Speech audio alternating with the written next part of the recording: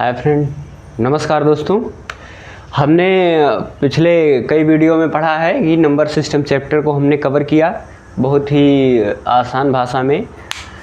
जिस तरीके से हम बड़े से बड़े क्वेश्चन को छोटे में लगा के देखे हैं कि कैसे हम नंबर सिस्टम के क्वेश्चन को जो कॉम्पिटिटिव एग्ज़ाम में आते हैं उसमें क्वेश्चन बहुत ही घुमा फिरा के आता है, तो उस क्वेश्चन को हम कैसे छोटे से छोटे में सॉल्व कर सकते हैं। हमको समय बचाना है, तो उसी के क्रम में हम अगले चैप्टर की तरफ चलते हैं। अगला चैप्टर हमारा है एलसीएम और एचसीएफ।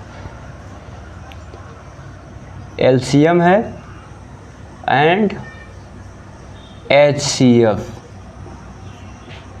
ये हमारा चैप्टर है। इस चैप्टर में सबसे पहले किसी भी चैप्टर को समझने से पहले उसके बेसिक फार्मूले के बारे में जानेंगे, क्योंकि बेसिक फार्मूले के बारे में जानने के बाद हमको थोड़ा सा आसान हो जाता है कि क्वेश्चन को हम किस तरीके से हैंडल करेंगे। चलिए देखिए, इसमें क्या है, एक है एलसीएम, एक है एचसीएफ। एलसीएम यानी लोवेस्ट कॉमन मल्टीप्लिकेशन यानी लघुत्तम समापवर्त, एचसीएफ हाईएस्ट कॉमन फैक्टर यानी कि महत्तम समापवर्त। अब इसको किस तरीके से समझेंगे, अभी थोड़ा सा बेसिक समझ लें, उसके बाद में हम थोड़ा सा ट्रिक बताएंगे कैसे क्या है। तो जैसे मान लिया जाए कि लघुत्तम समापवर्तक यानी कि एलसीएम जो है वो क्या है। जैसे मान लीजिए दो संख्या दी हुई है, 23 है, या हमने मान लिया है 22 है, गुणे ये हमने मान लिया 11 है। एक गुणे नहीं, मान लीजिए दो संख्याएं हैं 22 और 11 हैं। तो इसमें लघुत्तम समापवर्तक ये होता है कि वह बड़ी संख्या जिससे ये जो संख्याएं दी हुई हैं वो विभाजित हो जाए। सेम एचसीएफ में क्या होता है, ये चीज़ उल्टा होता है। यानी कि अगर मान लिया जाए ये 22 और 11 दो संख्याएं दी हुई हैं, तो ऐसी एक संख्या निकालेंगे हम जिससे ये दोनों विभाजित हो जाए। मतलब ये है कि थोड़ा सा एग्जांपल लेके समझेंगे। इन दोनों का लघुत्तम समापवर्तक यानी कि ये क्या हो जाएगा, 22 एक हम ऐसी संख्या निकालेंगे जो 22 से भी कट गया एक बार में, और ये 22 हमारा लघुत्तम समापवर्तक जो है वो 11 से भी कट गया, यानी कि 22 आ गया। यानी कि ये जो एक ऐसी हम संख्या निकालेंगे जो इन दोनों से बारी बारी से विभाजित हो। और एचसीएफ में यही काम हम उल्टा करेंगे, यानी कि ऐसी कोई संख्या हम चूज करेंगे। जैसे मान लीजिए हमने 11 चूज कर लिया, इस संख्या से एक बार 22 में भाग देंगे तो ये हो जाएगा 22। फिर एक बार 11 से 11 में भाग देंगे तो 11 आ जाएगा। यानी कि यह वो संख्या है जिससे ये दोनों संख्याएं विभाजित हो जा रही हैं। यानी कि एक और तरीके से आप समझ सकते हैं कि जब हम एलसीएम निकालेंगे, लोवेस्ट कॉमन फैक्टर, तब हमारा आंसर इन दो संख्याओं से बड़ा होगा या जो बड़ी संख्या होगी उसके बराबर होगा।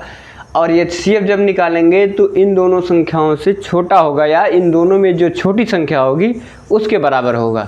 इस तरीके से इसको हम समझते हैं। फिर अगला एक चीज़ और ध्यान देंगे, थोड़ा सा एक फार्मूला, इसमें ज़्यादा फार्मूला नहीं है, एक ही दो फार्मूला है, उसको थोड़ा सा ध्यान दे देंगे। जैसे मान लिया जाए कि अगर हमको ये जो है बटे में लासा निकालना, यानी कि ये तो पूर्णांक में आ गया। अगर मान लीजिए अंश और हर में, यानी कि ये a हो गया अपान b हो गया, ये एक संख्या है, ये हो गया c, ये हो गया d, ये है एक संख्या है। तो इसमें लघुत्तम समापवर्तक और महत्तम समापवर्तक निकालने के लिए हम क्या करेंगे, लघुत्तम समापवर्तक और महत्तम समापवर्तक निकालने का तरीका, अच्छा पहले इसको बता दें फिर इसको बताएंगे तो आसान होगा। जैसे हमने मान लिया जाए ये 5 दिया है और ये 25 दिया है, इसका लघुत्तम समापवर्तक निकालना है तो 5 लिखेंगे और 25 लिखेंगे। फिर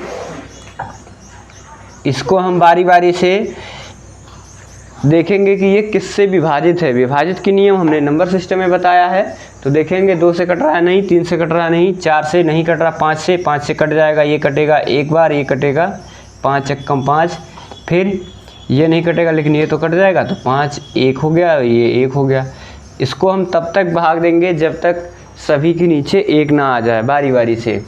फिर इधर जो आएगा इसका हम क्या कर लेंगे गुणा, तो 5 पचे 25, यानी इन दोनों संख्याओं का लासा क्या हो गया 25। फिर HCF क्या करेंगे, जैसे हमने मान लिया यही दो संख्याएं हैं, इन्हीं दो संख्याओं का हमको क्या निकालना है, HCF निकालना है, महत्तम समाप्त वर्ग। तो हम क्या करेंगे, इसमें जो छोटी संख्या है उससे हम बड़ी संख्या में भाग दे देंगे। अगर ये विभाजित हो गया तो जिस संख्या से विभाजित हो गया वही इसका क्या हो गया, मासा हो गया, यानी कि ये बराबर मासा हो गया। ये 5 और 25 का मासा आ गया 5 और लासा आ गया 25। एक चीज़ थोड़ा और ध्यान देंगे कि अब जब है आपको लासा मासा निकालने आ गया तो ठीक है, नहीं तो आगे चैप्टर में बताएंगे, धीरे धीरे समझते रहेंगे। बेसिक चीज़ आप समझ लीजिए, अगर हमको बटे का लासा निकालना है यानी अंश और हर हैं उसका हमको लासा निकालना है, तो हम क्या करेंगे, जो अंश है देखिए इन दोनों का अगर हम LCM निकालेंगे, ठीक है, तो और A/B C/D इन दोनों का अगर हम HCF निकालेंगे तो कैसे कैसे निकलेगा भाई। इसमें देखो पूर्णांक था तो हमने आसानी से भाग दे दिया, पूर्णांक नहीं है तो हम क्या करेंगे, कोई घबराने की बात नहीं है। ये जो अंश है उसका हम LCM निकाल लेंगे और जो हर है उसका हम HCF निकाल लेंगे। फिर HCF में क्या हो जाएगा, जो अंश है उसका HCF निकाल लेंगे और जो हर है उसका LCM निकाल लेंगे। ये चीज़ ध्यान देंगे, जो निकालना है वो अंश का निकालेंगे, उसके विपरीत वाला हर का निकाल लेंगे, जो निकालना है उसके अंश को निकालेंगे, उसके विपरीत वाला हर को निकालेंगे। ज़्यादा कुछ नहीं है, बस एक और है फार्मूला, उसको हम बता देते हैं, यहाँ बता देते हैं।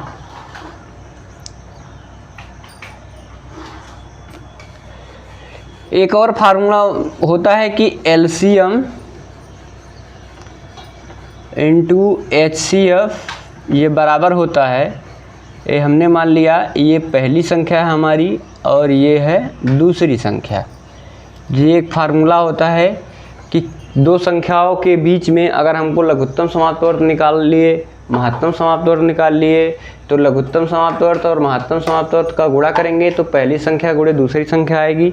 जैसे एग्जाम्पल जो इसमें बताएं उसी को यहाँ रख देंगे। हमारा LCM इन दोनों संख्याओं का क्या आया 25 गुणे HCF इन दोनों संख्याओं का क्या आया 5 बराबर पहली संख्या क्या है 5 गुणे दूसरी संख्या क्या है 25, यानी 5 गुणे 25 पर 5 गुणे 25, यानी ये दोनों पक्ष क्या हो गया बराबर। यानी इसी बेस पे हमको आगे क्वेश्चन लगाना है। चलिए ठीक है, हम आगे क्वेश्चन की तरफ चलते हैं अगले वीडियो में। वीडियो अच्छा लगा तो वीडियो को लाइक करें, चैनल को सब्सक्राइब करें। थैंक यू, धन्यवाद।